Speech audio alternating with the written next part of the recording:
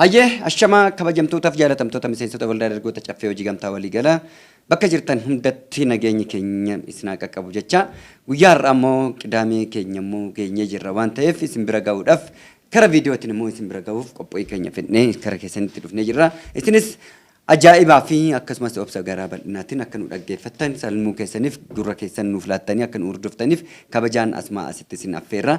Kanaan wal qabatee guyyaa har'aa immoo waldaan dargaggoota caffee hojii gamtaa walii galaa ibsa yookaan immoo hubannoo addaa ta'e miseensota keenyaaf ifa waan hin dandeenye akka ifa ta'uuf wanna barbaadu irratti ifa gochuudhaaf gadi baanee jirra jechaadha. Kanaan wal qabatee miseensonni keenya bakka jirtan hundattiyyuu warreen miseensa haaraa taatanii miseensa ta'uuf kara waldaa kanatti itti dhuftan hundi keessaniyyuu immoo akkasumas immoo warreen miseensa taatanii duubatti haftanii too burjaaja'ina keessa turtanii yeroo ammaa kana immoo ofitti fayyitanii ofitti araaramtanii immoo kara keenyatti deebi'uudhaaf dhufaa jirtanis baga nagaan dhuftanii kottaa anaa dhufu jecha haa ta'u malee garuu akkaataa dhufaatii keessanii isa akkaataa tanaan duraa sanirra adda gochuu fi of sirreessuu fi daandii keessa sirreessitanii akka dhuftan asuma asitti waamicha keenya isiniif dhiyeessina. Yaa ta'u malee immoo akkasumas labsiin kuni seera ittiin ijaarame qaba. Waldaan seera qabeessummaan isaa seeraa fi heera eegee yoo ijaaramedha. Seeraa fi heera eegnee kan ijaaramne martu keenya iyyuu maqaa balleessii adda addaatirra kan ture isa martu iyyuu akka seenatti raafannee jirra.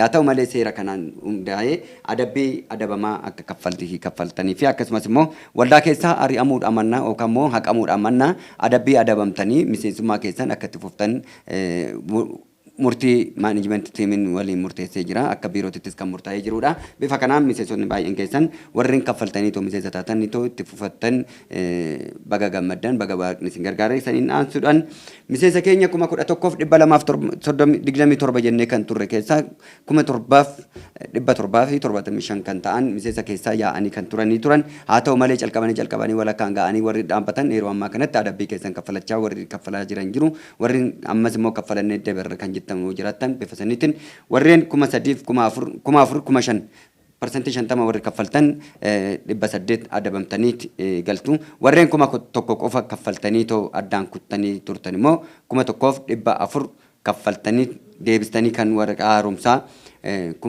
qarshii 250 kaffaltaniit kan miseensa taatanii jechaadha. Waliigala 2,400 kaffaltu jechaadha. Hojii adeemsistuu qofti iyyuu sababni isaa miseensota miseensi haaraan hoggaa miseensa ta'u 2,400 kaffala kan hojii adeemsistu waliigala isaa 2,650 kaffaleet miseensa ta'a jechaadha hojii adeemsistu sheeriin isaa 10,000 akkuma barameedha wal qixxummaadhaan kan kaffalamu.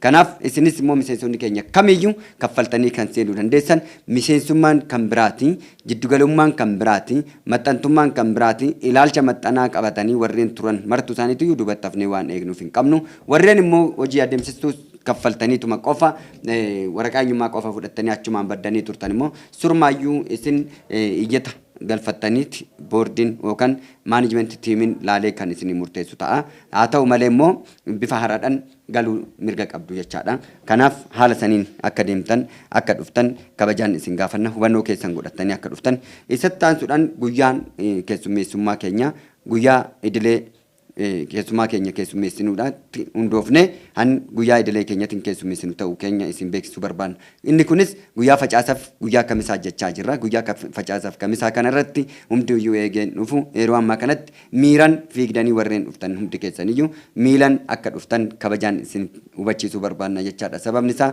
wanni miiraan ta'e wanni miiraan deemamu hunduu boodatti yoo miilan gad dhaabbatanitti yaadan wanna keessa isin deddeebisu ta'uu mala waan ta'eef adaba godhachuu qabna tasgabbiidhaan deemuu qabna jechaadha.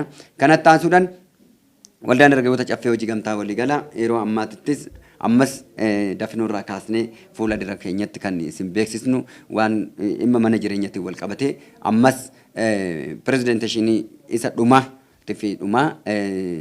kan godhuudhaaf sagantaan nuuf qabamee jira. Isarrattis nuuf hordofaa. Isinis kallattiidhaan akkuma miila darbeessan qaama milaallatus yaadannaan duratti laatus nu jajjabeessus haa ta'u nu qeequs kallattiidhaan edit oduu keessaan godhinis ta'e sirreeffama keenya qofa godhannee kan isiniif dabarsinu ta'a. Iftoominni dirqama amma funyaanitti jechaadha. Iftoominni waldaa dargaggoota caffee hojii gamtaa walii galaa amma funyaan bira ga'utti iftoominaan isiniif kan deemnu ta'a. Kanaaf isin asuma asitti obsa akka godhattan warreen biraa warreen dhufuu barbaadan namni tokko kara keessatinis kara Facebook irrattis warreen ajandaa baattanii turtan ajandaan keessan isin jalaa falashaa'ee ture amma immoo warreen waan isin ilaallan miseensummaa kan hin qabne warri miseensummaa hin qabne cal jettanii warreen maxxantanii faana deemaa turtan yeroo ammaa kanatti warri keessaa yaatan adaba godhachuu qabdu jechaadha. Seera qabdi biitti seera irratti kan isin dhiyeeffannu ta'a ammaan boodatti obsan qabnu jechaadha. Sababni isaa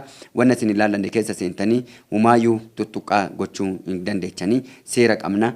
Dambii ittiin bulmaataa qabna dambii ittiin bulmaataatiin wanni hunduyyuu kan ta'u malu dambii ittiin bulmaataa seera tarsiimoo hojimaataa fi adeemsa mana keenya keessa waldaa keenya keessa eeggachuun dirqama murteessaadha jechaadha. Kanaafis immoo labsii kanarratti keeyyata 16 jalatti lafa kaa'eefii jira jechaadha. Keeyyata 16 jalatti miseensonni holola adda addaa yookaan jettee adda addaa hannaaf waan adda addaa informationii liink godhanii marrajaa keessaa yookaan odeeffannoo keessaa karaa alaatti alaayis karaa keessatti ol fiduudhaan socho'an martu isaaniitiyyuu seeratti kan dhiyaatanii fi akkasumas adabamanii an ari'aman ta'uusaa seerri lafa kaa'a jechaadha. Kanaatifiyyuu isinis of eeggannoo guddaa akka godhattan asuma asitti isinitti himuu barbaanna. San kan darbe sabni kamiyyuu Oromoo kan ta'e kamiyyuu Oromummaa isaa qofa qabatee dhufee miseensa ta'uu mirga qaba. Eenyumtuyyuu mirga isaati.